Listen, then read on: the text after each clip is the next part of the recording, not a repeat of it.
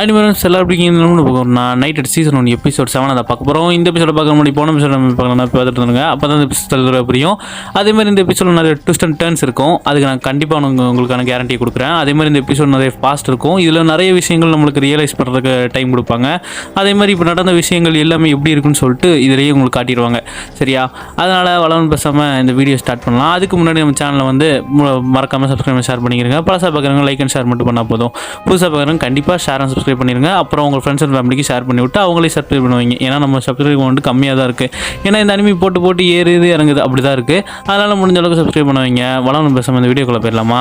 நீங்கள் பார்த்து கொண்டு இருப்பது கோஜனமி தமிழ். நான் கொஞ்சம் கைஸ் ஃபர்ஸ்ட் என்ன காட்டுறாங்கன்னா, நம்ம மயக்கம் போட்ட ஹீரோ இங்கே எந்திரிக்கிறான். ஏன்னா அவங்க மயக்கம் போடலாம் அந்த இடத்தோட டிசப்பேர் ஆகிட்டான். எடுத்து பார்த்தா சுற்றி காடாக இருக்கும். இந்த காடு உங்களுக்கு ஞாபகம் இருக்கும்னு நினைக்கிறேன்.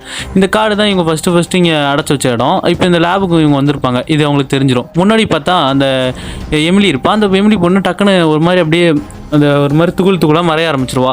இவங்களுக்கு ஏதோ தெரிஞ்ச மாதிரி சரி இங்கேருந்து கிளம்புன்னு சொல்லிட்டு ஹீரோவும் இங்கேருந்து அவன் தம்பியை கூப்பிட்டு கிளம்புவான். இவங்களுக்கு எல்லா வழியும் தெரியும்ல. அப்படியே அந்த பில்டிங்குள்ளே போவாங்க. பார்த்தா அந்த தாத்தா உட்காந்துருப்பாரு. இவங்க 2 பேரையும் ஃபஸ்ட்டு சீனில் கூப்பிட்டு வந்தாலும் அந்த தாத்தா வந்து இங்கே பேசியிருப்பார். உங்களை பார்த்தாலும் ரொம்ப சந்தோஷம் அப்படி சொல்லும்போது, நீங்கள் சொன்னது எல்லாமே எங்ககிட்ட போய். ஏன்னா நீங்கள் அந்த வேலில் ஸ்பிரிச்சுவல் ஃபோரோ ரொம்ப அதிகமாக இருக்கும். அவங்க ரொம்ப பாராட்டுவாங்கன்னு நினச்சிங்க. ஆனால் அங்கே உள்ள ஹியூமன்ஸ் அதை பற்றி எதுவுமே கேர் பண்ணிக்கல. அவங்க எங்களை கொல்ல பார்க்குறாங்க. நீங்கள் சொன்னது எல்லாமே போய் அப்படின்னு சொல்லிட்டு அந்த தாத்தா கிட்ட நம்ம ஹீரோ ஆர்கியூ பண்ணுவோம். அதுக்கு அந்த தாத்தா சொல்லுவார், இல்லை நீங்கள் 2 பேரும் ஒன்று நல்லா கவனிங்க. நம்மளுக்குன்னு ஒரு ரோல் இருக்குது இங்கே ப்ளே பண்ணுறதுக்கு. இது அப்படின்னு சொல்லிட்டு ஒரு கதை சொல்லுவார். 2023 அப்படின்னு சொல்லிட்டு இந்த ஃபஸ்ட்டு வார் செகண்ட் வார் தேர்ட் வார்லாம் நடக்கிற அந்த காலகட்டத்தில் இந்த ஃபஸ்ட்டு வார் செகண்ட் வார் தேர்ட் வார்லாம் நடக்கும்போதே சில பேர் டிசப்பேர் ஆனாங்க. அதுவும் நிறைய பேர். ஆனால் அந்த இடத்துல அந்த எர்த்தே சேஞ்ச் பண்ணுற அளவுக்கு மாற்றப்பட்டுச்சு. அப்போ தான் ஒன்று கண்டுபிடிச்சாங்க. டிமென்ஷனல் ட்ராவல்னு ஒரு இடத்த கண்டுபிடிச்சாங்க. அந்த ட்ராவல் மூலிமா நம்ம வேறு ஒரு இடத்துக்கும் போகலாம். இங்கே அப்போது நம்ம தம்பி கேட்பான், அது ஃபியூச்சரா இல்லை பாஸ்டா, அது எப்படிப்பட்ட இடம்னு சொல்லும்போது, இல்லை அது இன்னொரு வேர்ல்டு அப்படின்னு சொல்லும்போது இவனுக்கே ஆச்சரியமாயிரும். நீங்கள் எதை பற்றி சொல்லிக்கிட்டு இருக்கீங்க அப்படின்னு சொல்லிட்டு அவன்கிட்ட கேட்பான். அப்போ அவர் சொல்லுவார், எனக்கு ஒருத்தர் சொன்னார் இது ஒரு ஹியூஜ் சேஞ்சை கொண்டு வரணும்னு அவர் என்கிட்ட சொன்னார். அதே மாதிரி அவர் சொல்லும்போது நம்ம ஹீரோ சொல்லுவோம், நீங்கள் ஒரு செல்ஃபிஷ். நீங்கள் உங்கள் நலனுக்காக எங்களை வச்சு எங்கள் அம்மா அப்பா கிட்டேருந்து என்னை பிரித்து எங்கள் 2 பேரையும் இப்படி கொண்டு வந்திருக்கீங்க.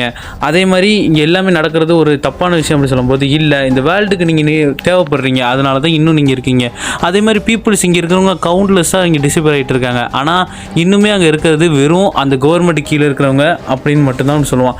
அதுக்கு ஏன் சொல்லுவான், நீங்கள் எங்களை ட்ரிக் பண்ணாதீங்க. இதை எங்கள்கிட்ட எத்தனை நாள் தான் இந்த போய் சொல்லிக்கிட்டே இருக்க அப்படி சொல்லும்போது, அப்போ தான் ஒரு கதை சொல்லுவார். இவங்க 2 பேருமே அங்கே அழுதுகிட்டு இருப்பாங்க. அப்போ அந்த இடத்துல அவர் என்ன சொல்லுவார்னா, நீங்கள் என் கண்ணுக்கு முன்னாடி நீங்கள் 2 பேரும் மறைஞ்சு போயிருவீங்க. நீங்களும் அந்த இடத்துல இன்னொரு வேர்ல்டுக்கு போயிருவீங்க வேனிஷ் ஆகி. அதை என் கண்ணால் பார்த்தேன்னு சொல்லும்போது நம்ம ஹீரோக்கே அது ஞாபகம் இருக்காது. அவன் என்ன சொல்லுவானா, எனக்கு அப்படி ஒரு விஷயம் ஞாபகமே இல்லை அப்படின்னு சொல்லிட்டு இவன்கிட்ட சொல்லுவான். அப்போ தான் சொல்லுவாங்க, நீங்கள் விஷயத்தை இது பண்ணுறீங்க. ஆனால் அந்த வேர்ல்டில் ஸ்பிரிச்சுவல் எனர்ஜி வந்து ஒரு நார்மலான பார்ட் ஆஃப் லைஃபாக தான் இருக்கும். அதனால் என்ன ஒரு விஷயமே இல்லை. இங்கே பார்க்குற மாதிரி அதெல்லாம் தப்பாகவும் பார்க்க மாட்டாங்க.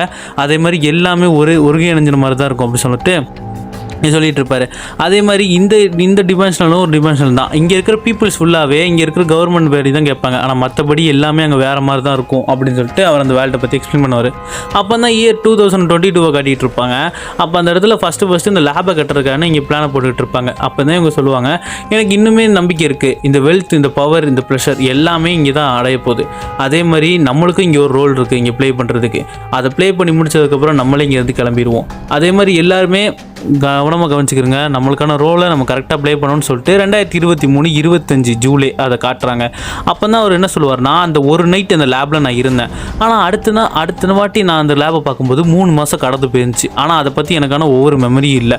அப்போ அந்த இடத்துல நடந்துகிட்டு இருக்கும்போது தான் அப்போ நம்ம ஹீரோக்கு ஸ்ட்ரைக் ஆகும். அதே தான் அவங்க அம்மாவை சொன்னாங்கன்னு சொல்லிட்டு அப்போ தான் நாங்கள் சோக்கோவை கண்டுபிடிச்சி இந்த லேபுக்கும் கூப்பிட்டு வந்தோம். ஆனால் சோக்கோவும் இதில் ஒரு பங்கு இருக்குது. அவளாலையும் இங்கே ஒரு ரோல் நடத்தப்படணும் அப்படி சொல்லிட்டு அதை பற்றி சொல்லிட்டு இருப்பாங்க.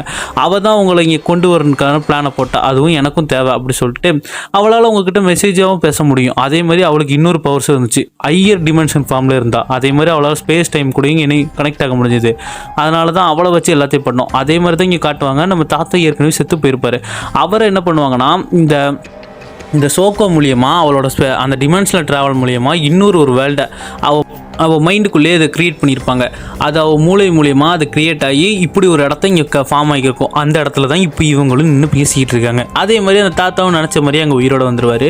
உயிரோட வந்த தாத்தாவும் அந்த இடத்துல ஒரு ஃபார்மாக வந்து நிற்கும் போது அதே மாதிரி இவங்க அந்த நம்ம ஹீரோ அப்புறம் அந்த அவன் தம்பி 2 பேருமே வந்த முறைக்கு இவர் கண் கலங்கி அவங்ககிட்ட சொல்லுவார் அவர் நேமை. அப்போ தான் அவர் சொல்லுவார், இதுக்காக தான் நம்ம இங்கே எல்லாரும் வந்திருக்கோம் திரும்ப. அதே மாதிரி இந்த இடம் வந்து ஒரு மைண்டால் க்ரியேட் பண்ணப்பட்டது. அதே மாதிரி இப்போ நீங்கள் இங்கேருந்து போகணும், அதான் உங்களோட வழி. அதே மாதிரி உங்களுக்குன்னு ஒரு ரோல் இருக்குது, அதை நீங்கள் கண்டிப்பாக ப்ளே பண்ணி தான் ஆகணும் அப்படி சொல்லிட்டு இவர் சொல்லும்போது இவர் நம்ம ஹீரோ கோவமாக என்ன சொல்லுவாங்கன்னா, இவங்களுக்காக நான் ரோல் ப்ளே பண்ணணுமா, அப்படி ஒரு ரோல் எங்களுக்கு தேவையில்லை இங்கே இல்லை.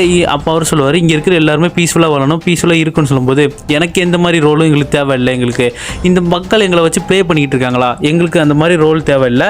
அதே மாதிரி எனக்கு இந்த வேர்ல்டெலாம் திருப்பி கொண்டு போகணுன்னு எந்த ஆசையும் இல்லை, எனக்கு தேவை நார்மலான ஒரு லைஃப்பை வாழணும் அப்படின்னு சொல்லும்போது அப்போ அவன் தம்பிக்கார சொல்லுவான், இது மொழியே ஏதாவது பெயின் ஆகுமா அப்படி கேட்கும்போது ஆமாம் அப்படி பெயின் ஆகும், அதெல்லாம் நீங்கள் 2 பேரும் மாற்றி சஃபர் பண்ணி அந்த பெயினை ஷேர் கூட பண்ணிக்கலாம்னு சொல்லும்போது இங்கே பார்த்தா அந்த அண்ணக்காரனை காட்டுவாங்க. அண்ணக்காரன் யோசிச்சுக்கிட்டே இருப்பான் அவங்க 2 பேரையும் பற்றி. அப்போ இங்கே வந்து அந்த இன்னொருத்தர் இருப்பான்ல அந்த கோவக்காரன், அவன் வந்து இங்கே குத்திட்டு அப்படி போயிட்டு இருப்பான். அப்போ இங்கே பார்த்தா அந்த பொண்ணு வந்து கேட்கும், என்ன நினச்சிக்கிட்டு இருக்க அப்படின்னு கேட்கும்போது ஒன்றும் இல்லை. அப்போ அந்த 2 பேரை பற்றி என்ன நினைக்கிறேன்னு சொல்லும்போது அவங்க 2 பேர் சைக்கிக் அப்புறம் கிரிமினல்ஸ் அப்படின்னு சொல்லும்போது பாஸ் சொன்ன மாதிரி அவங்க 2 பேரும் ஒரு குற்றவாளி கூட சொல்லலாம் அப்படி சொல்லும்போது அதுக்கு இவனும் ஆமாம் இல்லை அப்படி சொல்லிட்டு இருக்கும்போது அவன் தம்பிக்காரனை காட்டுவாங்க.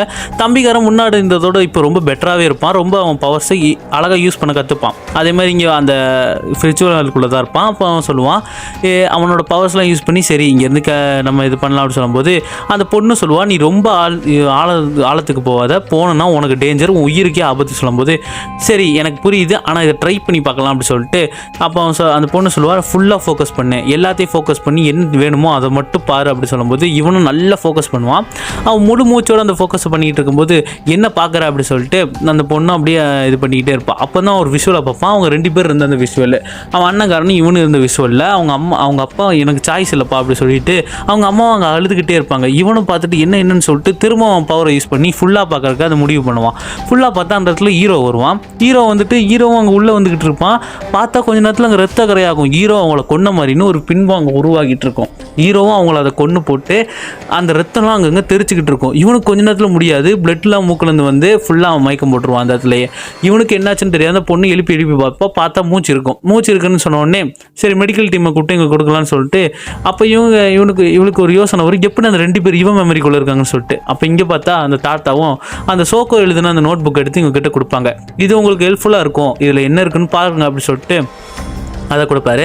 கொடுத்தோடனே நம்ம ஹீரோவும் அந்த புக்கை புரட்டி பார்ப்பான். புரட்டி பார்த்துட்டு அவனுக்கு ஒன்றும் வழங்காது. அப்போ அவர் சொல்லுவார், நாகோட்டோ நாகுயா இது பார்த்துக்கிறங்க, நான் அவங்க கூட இருந்த இந்த வருஷங்கள் எல்லாமே எனக்கு பெரிய பொக்கிஷமாக இருந்துச்சு. அதே மாதிரி என் உள்ளத்துலேருந்து உங்களுக்கு நன்றிகள் சொல்லிக்கிறேன், எனக்கு ரொம்ப தேங்க்ஸ்பா அப்படின்னு சொல்லிட்டு இவங்ககிட்ட மனம் ஒருங்கி அதை சொல்லுவார். அப்போ இவங்களும் இந்த பக்கம் அவன் தம்பிக்காரன் திரும்ப பார்த்தா வெளியே சோக்கோ நின்றுட்டு இருப்பாங்க.